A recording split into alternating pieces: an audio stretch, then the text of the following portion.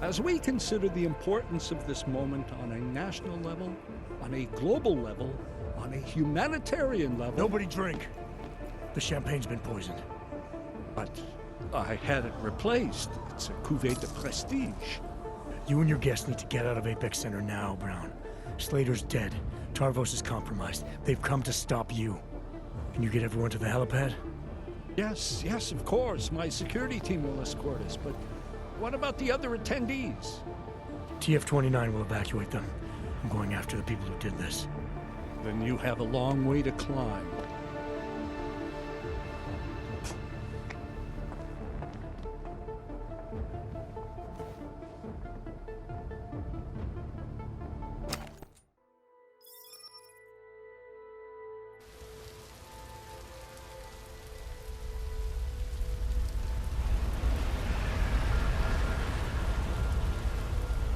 Santo CEO Nathaniel Brown took to the stage today to praise Interpol and Tarvis security services for thwarting what could have been a major terror attack during his Safe Harbor convention last week.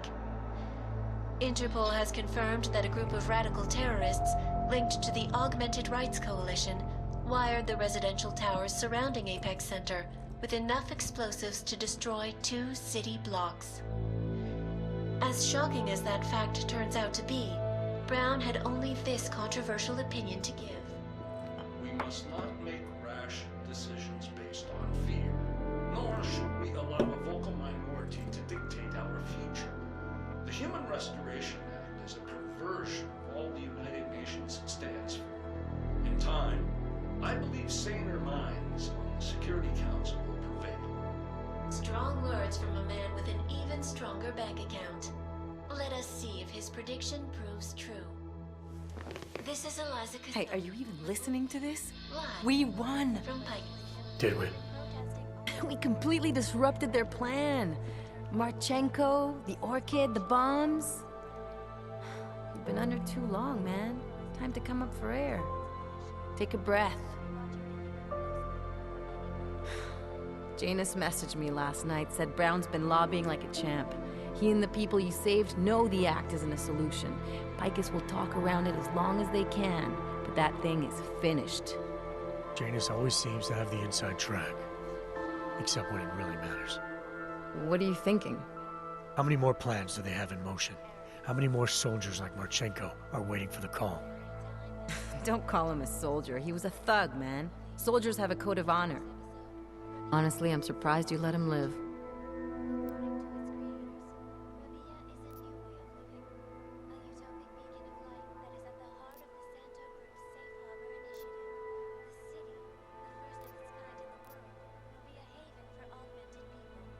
No offense, Alex, but you weren't there in my place.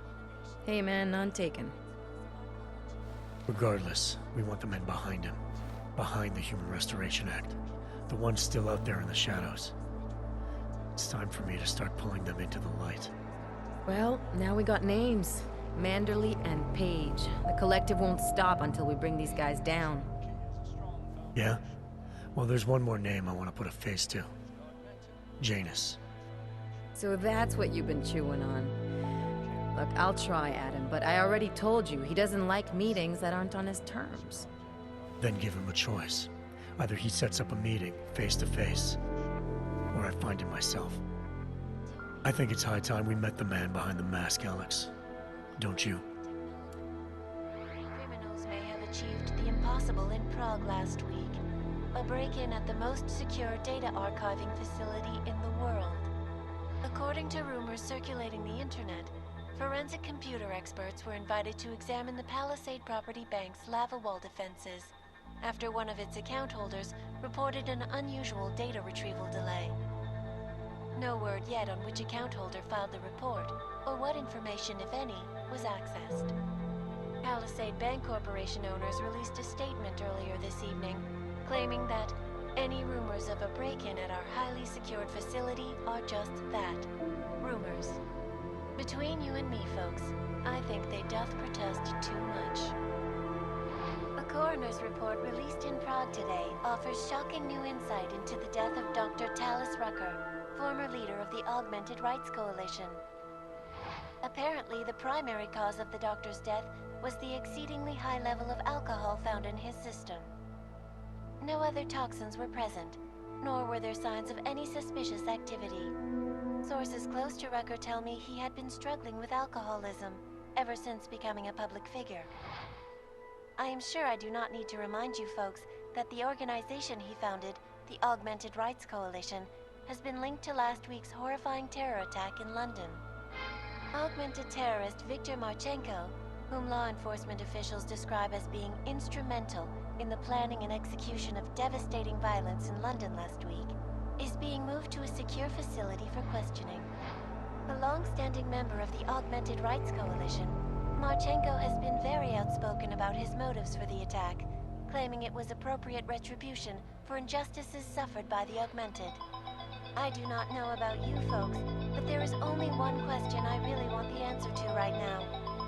When will the United Nations pass the Human Restoration Act so that dangerous killers like Marchenko can no longer terrorize us? It seems not so long ago that Dr. Talis Rucker was on this very program, trying to convince all of us that his Augmented Rights Coalition was a non-violent organization. Today, of course, we are all a little bit wiser. It did not take long for ARC to reveal its true colors once Dr. Rucker was dead. Since last week's attack, the United Nations has officially labeled ARC a terrorist organization. As we speak, brave state police officers in the Czech Republic are raiding ARC-controlled compounds inside the Udalek complex. Here is an example of the defiance they are encountering.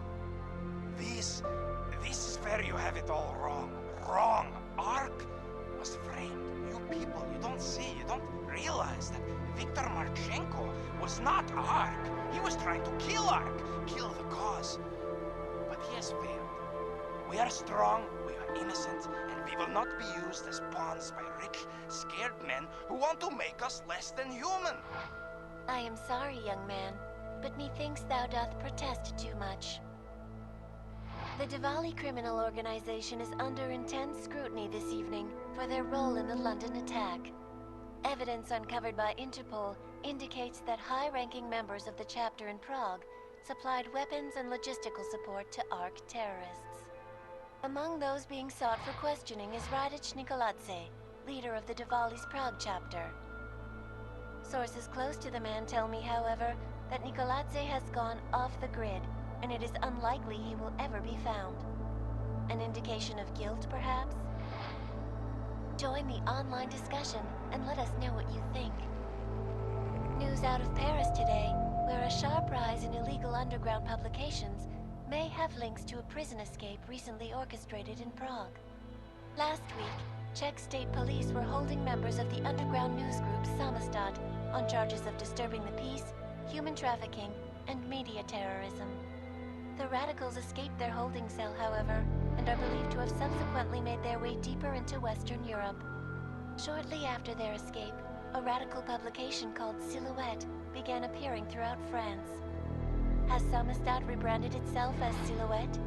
I am sure you will agree with me on this one, folks, no matter what name these people go by. There is nothing more dangerous than the spread of false news. Turning our attention now to a more colorful story. A recent incident inside an illegal underground drug laboratory has led authorities to the heart of Prague's Neon operation. According to sources familiar with the new drug, the dangers of Neon had more to do with illegal distribution methods and criminal ties than with consuming the drug itself. Make no mistake, folks, Neon is illegal, and the dismantling of this laboratory is good news for everyone. However, some government officials have hinted to me that the drug may have therapeutic benefits, and if so, a government-approved version of Neon could be made available to the public eventually. Further testing will be required, of course, so only time will tell.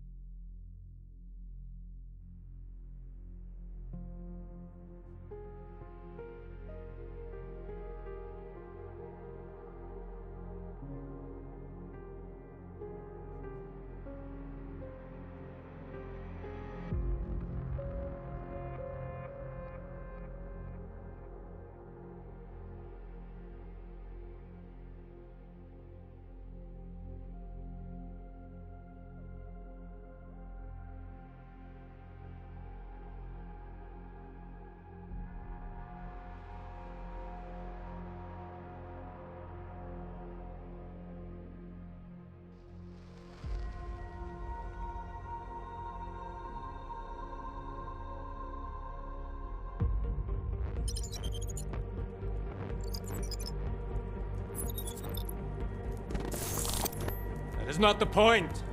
You should have all been informed. That is why we are here now. Volkart, what's done is done. The broad strokes of the operation were very clear and haven't changed. There are always adjustments that will occur in the field. You should know that.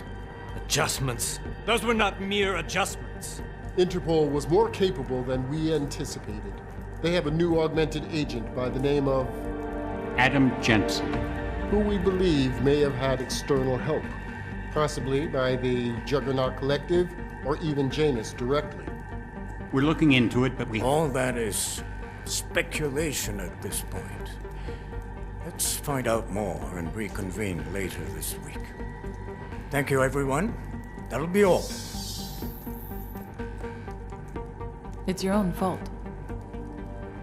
I'm aware of that, Doctor. Elizabeth sends her regards. Report. Overall, the subject seems quite well adjusted despite the massive traumas he's experienced, and his memories are still consistent with the program. He is remarkably stable. Excellent. How close is he to contact with Janus? Very. And it's only a matter of time.